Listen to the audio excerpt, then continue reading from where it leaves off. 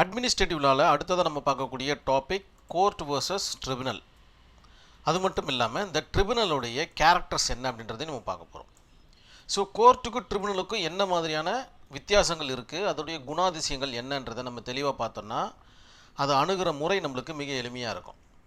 Court பார்த்திங்கன்னா ஒரு government form ஆகும்போதே வரக்கூடிய ஒரு கான்செப்ட் தான் இந்த ஜுடிஷியல் டிபார்ட்மெண்ட். எப்படி பார்த்திங்கன்னா கவர்மெண்ட் அண்டரில் legislative and administrative and judicial இருக்கிற மாதிரி ஜுடிஷியல் டிபார்ட்மெண்ட் வந்து பார்த்திங்கன்னா கவர்மெண்ட் ஃபார்ம் ஆகும்போதே வரக்கூடிய ஒரு ப்ரைமரி ஒரு கான்செப்ட் தான் இந்த ஜுடிஷியல் டிபார்ட்மெண்ட். அந்த மாதிரியான கான்செப்ட் இந்த ட்ரிபுனலுக்கு கிடையாது. அதை தான் இந்த இடத்துல சொல்லியிருக்காங்க, government directly power given to judicial department அப்படின்னு சொல்லிட்டாங்க. அதே மாதிரி court ruling can include judgment கொடுக்கறதுக்கான வாய்ப்புகள், டிகிரிஸ் கொடுக்கறதுக்கான வாய்ப்புகள், கன்வின்ஷன் அண்ட் அக்யூட்டல், இது எல்லாமே கொடுக்கறதுக்கான கான்செப்ட் இந்த ஜுடிஷியல் டிபார்ட்மெண்ட்டுக்கு இருக்குது. தட் மீன்ஸ் கோர்ட்டுக்கு இருக்குது. அந்த கான்செப்ட் எல்லாம் இந்த ட்ரிபுனலுக்கு கிடையாது. அதாவது ஒருத்தரை கைது செய்யறதுக்கோ இல்லை அரெஸ்ட் பண்ணுறதுக்கோ இல்லை தண்டனை கொடுக்கறதுக்கோ அவரை விடுதலை செய்யறதுக்கோ கோர்ட்டுக்கு மட்டும்தான் அதிகாரம் இருக்குது, இந்த ட்ரிபுனலுக்கு இல்லைன்றதை மிக தெளிவாக சொல்லிடுறாங்க. அதே போல் பார்த்திங்கன்னா இந்த இடத்துல ட்ரிபுனல் பார்த்திங்கன்னா ஜுடிஷியல் அண்டரில் வரக்கூடிய ஒரு கான்செப்ட். அதாவது ஜுடிஷியல் டிபார்ட்மெண்ட்டில் பவரை வாங்கிக்கிட்டு நடக்கக்கூடிய ஒரு கான்செப்ட் தான் இந்த ட்ரிபுனல். அவங்களுடைய அதாவது கோர்ட்டுடைய ஷேடோஸ் இருக்கும், ஆனால் அது கோர்ட்டு கிடையாது. ட்ரிபுனலால் பார்த்திங்கன்னா இத்தனை விவகாரங்களை கொடுக்க முடியாது. அதாவது ஜட்ஜ்மெண்ட், டிகிரி, கன்வென்ஷன், அக்யூட்டெல்லாம் கொடுக்க முடியாது. ஒரு அவார்டு மட்டும் தான் அதால் பாஸ் பண்ண முடியும் அப்படின்ற மாதிரி சொல்கிறாங்க. இந்த அவார்டு வேல்யூபிளான்னு பார்த்திங்கன்னா கண்டிப்பாக எந்த விதத்துலையும் குறைவான ஒரு கான்செப்ட் கிடையாது, வேல்யூபிள் கான்செப்ட் தான். இருவரும் ஒத்துக்கொண்டாங்கன்னா இப்போ ஏ என்கின்ற பார்ட்டியும் பி என்கின்ற பார்ட்டியும் ஒத்துக்கிட்டு ஒரு அவார்டு வாங்கிட்டாங்கன்னா கண்டிப்பாக இதற்கு அதாவது கோர்ட்டுக்கு இணையான ஒரு வேல்யூ இந்த அவார்டுக்கு இருக்குதுன்றதை நினைவில் நம்ம வச்சுக்கணும். இந்த இடத்துல பாருங்கள், இந்தியன் கான்ஸ்டியூஷனில் மிக தெளிவாக சொல்லப்பட்டிருக்கு. இந்த விவகாரங்கள் கண்டிப்பாக உங்களுடைய ஆன்சர் ஷீட்டில் இருக்கிற மாதிரி பார்த்துக்கணும். தீர்ப்பாயங்கள் அசல் இந்திய அரசியலமைப்பின் ஒரு பகுதியாக இல்லை. அதாவது இந்தியன் கான்ஸ்டியூஷன் மேக் பண்ணும்போது தீர்ப்பாயம் என்கின்ற ஒரு வார்த்தை இல்லை அப்படின்ற மாதிரி சொல்லிட்டாங்க.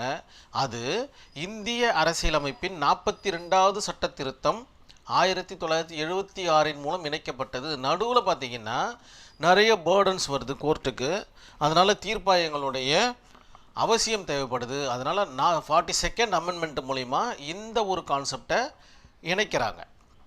இதற்கு முன்னாடி பார்த்திங்கன்னா மேலை நாடுகளில் இந்த தீர்ப்பாயங்கள் ரொம்ப ஃபெமிலியராக இருந்துச்சு. அது இங்கிலாண்டாக இருக்கட்டும், அமெரிக்கா இருக்கட்டும், அதுக்கப்புறமா ஆஸ்திரேலியா, இந்த மாதிரியான இடத்துல பார்த்திங்கன்னா ட்ரிபுனல் வந்து ரொம்ப ஃபெமிலியரு. ஸோ அதோட கான்செப்டை 42nd அமெண்ட்மெண்ட்டில் இந்தியன் கான்ஸ்டியூஷனில் இணைக்கிறாங்க. இது கண்டிப்பாக உங்களுடைய ஆன்சர் ஷீட்டில் இருக்கிற மாதிரி பார்த்துக்குங்க. ஆர்டிகல் பார்த்திங்கன்னா 323A அண்ட் 323B. இது எப்படி ஞாபகம் வச்சுக்கிறது? 2-3க்கு நடுவில் 2, அதாவது 3 இதுக்கு நடுவில் 2 போட்டிங்கன்னா உங்களுக்கு ஈஸியாக ஞாபகம் வரும். 323A 323B என்கின்ற ஆர்டிகல் இந்த ட்ரிபுனலை கையாளுகிறது அப்படின்னு மிக தெளிவாக சொல்லிட்டாங்க. ஸோ இதுவே உங்களுக்கு ஒரு முக்கியமான ஒரு பாயிண்ட்டும் கூட உங்களுடைய ஆன்சர் ஷீட்டுக்கு. இப்போ ஓரளவுக்கு ஐடியா கிடச்சிருக்கும் ட்ரிபுனல்னால் என்ன, கோர்ட்டுனா என்னன்னு. இதுக்கப்புறம் பார்க்கும்போது அதோடைய கேரக்டரிஸ்டிக்ஸை நம்ம ஈஸியாக கண்டுபிடிச்சிடலாம். Court and tribunal. கோர்ட்டுக்கு பார்த்திங்கன்னா ஜட்ஜஸ் மட்டும்தான் இருப்பாங்க, எக்ஸ்பர்ட்ஸ் இருக்க மாட்டாங்க. எக்ஸ்பர்ட்ஸ் வேணும்னா அப்பப்போ என்கேஜ் பண்ணிப்பாங்க. ஆனால் ட்ரிபுனல் அப்படி கிடையாது, ஜட்ஜஸும் இருப்பாங்க, எக்ஸ்பர்ட்ஸும் இருப்பாங்க. ஒரு சில நேரங்களில் ஜட்ஜஸ் இருக்க மாட்டாங்க, அந்த இடத்துல இருக்கிறது எல்லாமே பார்த்திங்கன்னா எக்ஸ்பர்ட்ஸாக இருக்கிறதுக்கும் நிறைய வாய்ப்புகள் இருக்குது. அதுக்கப்புறம் பார்த்திங்கன்னா ரூல் ஆஃப் லா. இதுதான் பார்த்திங்கன்னா சட்டத்தின் மூலம் ஆளுகின்ற ஒரு ஆட்சி. கோர்ட்டு பார்த்திங்கன்னா வெறும் சட்டங்கள், லெஜிஸ்லேட்டிவ் அசம்பிளியில் போடப்படுகின்ற அந்த சட்டங்களை இம்ப்ளிமெண்ட் பண்ணுற வேலையை தான் இந்த கோர்ட்டுகள் பார்க்கும், ஜுடிஷியல் டிபார்ட்மெண்ட் பார்க்கும்.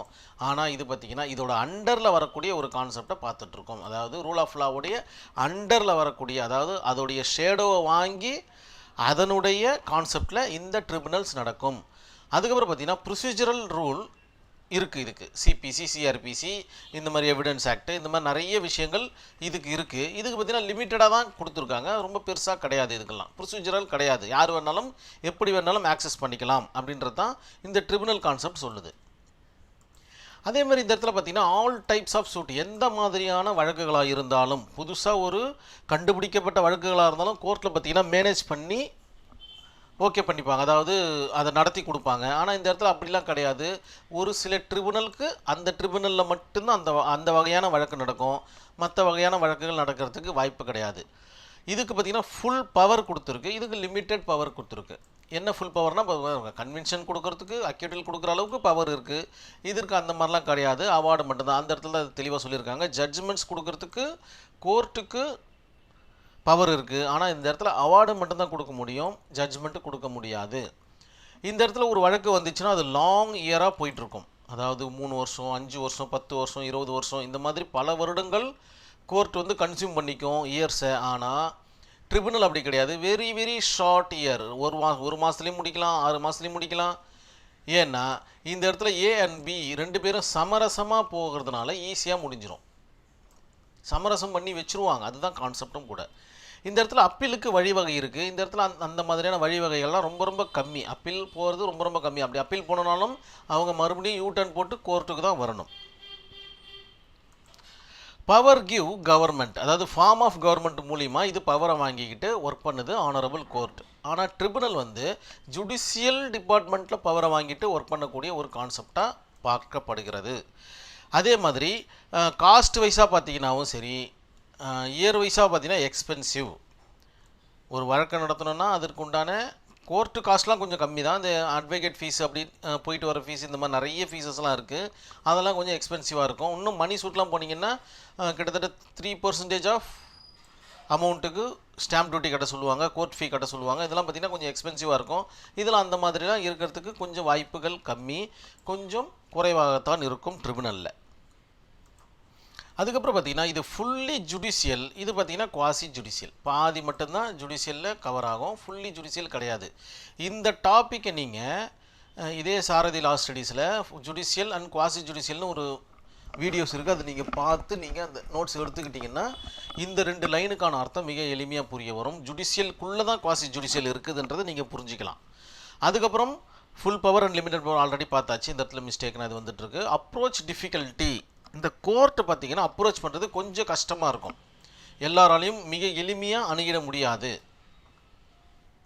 அதற்குன்னு சம் ப்ரொசீஜர்ஸ் இருக்குது. போலீஸ் ஸ்டேஷன் போகணும், அங்கே கம்ப்ளைண்ட் கொடுக்கணும், அங்கே சிஎஸ்ஆர் எஃப்ஐஆர் இந்த மாதிரிலாம் பண்ணிட்ட பிறகு தான் நம்ம கோர்ட்டுக்கு வரணும். ஸ்ட்ரெயிட்டாக வர்றதுக்கும் வாய்ப்புகள் இருக்குது. ஆனால் அதற்கும் அங்கேருந்து உங்களுக்கு கமாண்ட் எப்படி கொடுக்கப்போனா நீங்கள் போலீஸ் ஸ்டேஷன் போயிட்டு கம்ப்ளைண்ட் பண்ணிவிட்டு அப்படி வாங்க அப்படின்ற மாதிரி தான் இருக்கும். ஸோ அப்ரோச் பார்த்திங்கன்னா கொஞ்சம் டிஃபிகல்ட்டாக இருக்கும். இந்த இடத்துல அப்படிலாம் கிடையாது, ஏன்னா ஈஸியாக இருக்கும். அதுவும் இல்லாமல் இவர்கள் பார்த்திங்கன்னா கிரிமினல் ஆக்டிவிட்டீஸை அதிகமாக எடுத்து நடத்த மாட்டாங்க ட்ரிபுனல்ஸில்.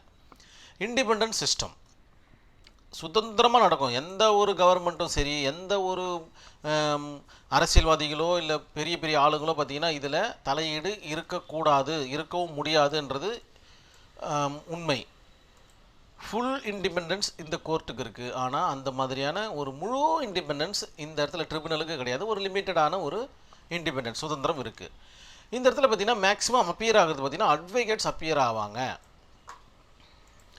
சட்டம் படித்து என்ரோல்மெண்ட், அதை பார் கவுன்சில் என்ரோல்மெண்ட் பண்ணி வந்த அட்வொகேட்ஸ் பார்த்திங்கன்னா இதில் மேக்ஸிமம் அப்பியர் ஆவாங்க. இதில் அப்படி கிடையாது, எக்ஸ்பர்ட்ஸ் அந்த துறை சார்ந்த வல்லுநர்கள் அப்பியர் ஆகி அவங்களுக்கு உண்டான குறைகளை சொல்லி அவார்டை வாங்கிட்டு போவாங்க. இந்த இடத்துல வழக்குகள் பார்த்திங்கன்னா ஸ்டேட்டுக்கும் நடக்கும், ப்ரைவேட் பர்சனுக்கும் நடக்கும். அதாவது ஸ்டேட்டை கூட ஒரு பார்ட்டியாக கொண்டு வந்து அவங்கள ஒரு குற்றவாளியாக நம்ம நிறுத்தி நம்ம கொஸ்டின்ஸ் கேட்கறதுக்கான வாய்ப்புகள் இந்த கோர்ட்டில் இருக்குது. ஆனால் அந்த மாதிரியான விகிதாச்சாரங்கள் பார்த்திங்கன்னா இந்த ட்ரிபுனலில் கிடையாது. ஒன்லி ப்ரைவேட் பர்சன்ஸ் மட்டும்தான் இதில் ஆக்சஸ் பண்ண முடியும். ஸ்டேட்டை ஒரு பார்ட்டியாக சேர்த்து நம்மளால் பெருசாக இந்த இடத்துல சாதிக்க முடியாது. அந்த மாதிரியான இருக்கும் பட்சத்தில் ஆட்டோமேட்டிக்காக அந்த கேஸ் வந்து டைவர்ட் டு கோர்ட்டுக்கு இப்போ வந்துடும்.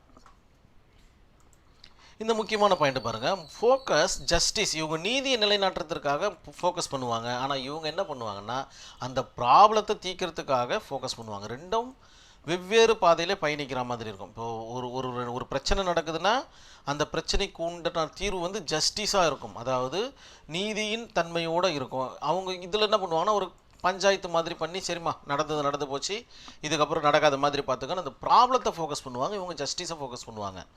இந்த இடத்துல நேச்சுரல் ஜஸ்டிஸோடைய விகிதாச்சாரம் ரொம்ப அதிகமாக இருக்கும்.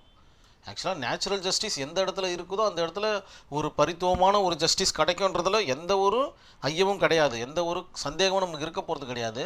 அதனால் இங்கே கொடுக்குற எல்லா விதமான அவார்டும் பார்த்திங்கன்னா ஒரு ஸ்மைலியான அவார்டாக தான் இருக்கும். ஏன்னா ஏ அண்ட் பி 2 பேரும் ஒத்துக்கிட்டு தான் அந்த அவார்டை வாங்குறாங்க. இந்த இடத்துல அந்த மாதிரி நேச்சுரல் ஜஸ்டிஸுக்கு ஒரு பெரிய இம்பார்ட்டன்ஸு கொடுக்க மாட்டாங்க. ட்ரிபுனல் பார்த்திங்கன்னா எப்பயுமே ஃப்ளெக்சிபிலிட்டியாக இருக்கும், அதாவது வளைந்து கொடுக்கும் தன்மையோடு இருக்கும். இது அப்படி இருக்காது ரிகிட்லி, அதாவது ஒரு மாதிரி கஷ்டமான தன்மையோடு தான் இது ட்ராவல் ஆகும். ஏன்னா இதுக்குன்னு தனி சட்டங்கள் இருக்குது, இது இருக்குன்னு தனி செக்ஷன்ஸ் இருக்குது, இந்த மாதிரி பலதரப்பட்ட ஒரு ப்ரொசீஜர்ஸ் இருக்கிறதுனால இது ஒரு கஷ்டமான ஒரு தன்மையோடு இருக்கும். இது வளைந்து கொடுக்கக்கூடிய தன்மையாக இருக்கும். இதுக்கு பார்த்திங்கன்னா ஹைராச்சி அப்படின்ற ஒரு கான்செப்ட் இருக்குது, இதற்கு இல்லை. ஹைராச்சினா என்னென்னா இதுதான் judicial magistrate and sub court and district court, high court and supreme court, இந்த மாதிரி படிநிலைகள் கோர்ட்டுக்கு இருக்குது.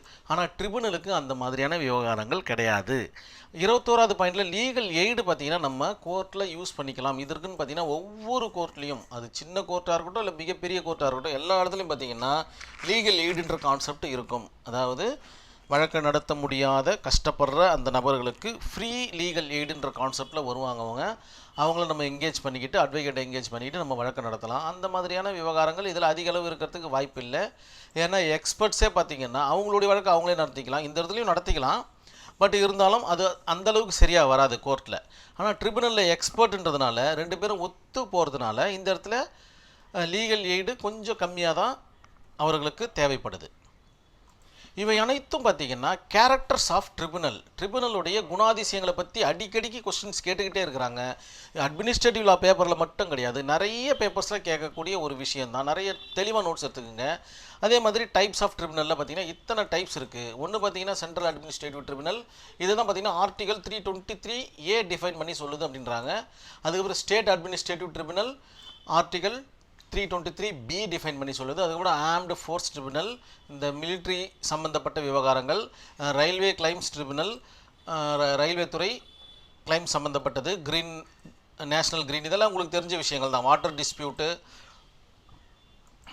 இன்கம் டேக்ஸ் ப்ராப்ளத்தில் வர்றது, எம்ப்ளாய்மெண்ட் டிஸ்பியூட்டு, அதுக்கப்புறம் நேஷ்னல் கம்பெனி ட்ரிபுனல், அதுக்கப்புறம் செக்யூரிட்டி அப்ளைன் ட்ரிபுனல், அதுக்கப்புறம் ஹியூமன் ரைட்ஸ். ஒரு மனிதனுக்கு, தனி மனிதனுக்கோ இல்லை ஒரு குரூப் ஆஃப் பீப்புளுக்கோ எதனா பிரச்சனை நடந்ததுன்னா ஹியூமன் ரைட்ஸ் மூலிமா நம்ம தீர்வழி காணலாம். அதற்கு தனியாக ட்ரிபுனல்ஸ் இருக்குது. இன்னும் நிறைய வகையான ட்ரிபுனல்ஸ் இருக்குது. 11 மட்டும் தான் கிடையாது, இன்னும் நிறைய வகையான ட்ரிபுனல்ஸ் இருக்குது. மேஜரான ட்ரிபுனல்ஸை நம்ம இதில் போட்டிருக்கோம். இது எங்கே இருக்கும் அப்படின்னு பார்த்தீங்கன்னா ஒரு ஸ்டேட்லேயும் ஒரு கேபிட்டல்ஸில் கண்டிப்பாக இருக்கும். ஜஸ்ட்டு நீங்கள் கூகுள் பண்ணி பார்த்தீங்கன்னா போதும், எந்தெந்த இடத்துல ட்ரிபுனல்ஸ் இருக்குன்றது தெளிவாக சொல்லிவிடும். ஸோ அந்த இடத்துல நீங்கள் போய்ட்டு ஜஸ்ட்டு பார்த்தீங்கன்னா புரிய வரும் ட்ரிபுனல்ஸோட ஆக்டிவிட்டீஸ் எப்படி இருக்குது அப்படின்றது. மொத்தத்தில் ஒரே வார்த்தையில் சொல்லணும்னு பார்த்தீங்கன்னா ட்ரிபுனலுடைய குணாதிசயங்கள் ரொம்ப சாஃப்ட் நேச்சராக இருக்கும்.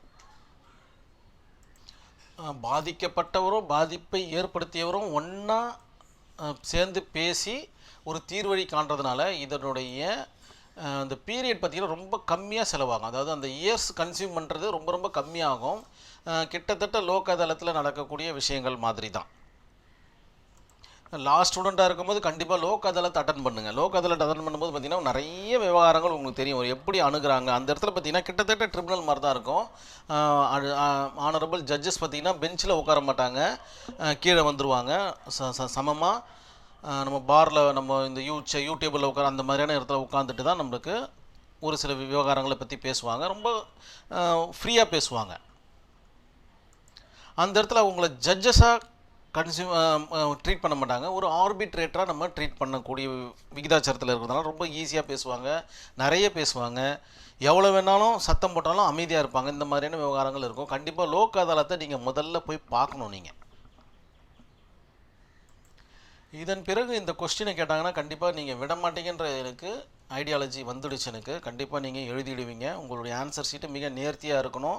கண்டிப்பாக அந்த article 323A and 323B 42nd amendment இன் 1976 மறந்துடாதீங்க. இது இந்தியன் கான்ஸ்டியூஷன் தொடங்கப்பட்ட காலத்தில் இல்லாத ஒரு கான்செப்ட்டு, 42வது அமெண்ட்மெண்ட்டில் சேர்க்கப்பட்ட ஒரு கான்செப்ட்ன்றதை நினைவில் வச்சுக்கிங்க. கண்டிப்பாக இந்த வீடியோ உங்களுக்கு புரிஞ்சிருக்கும், பிடிச்சிருக்கும். நன்றி, வணக்கம்.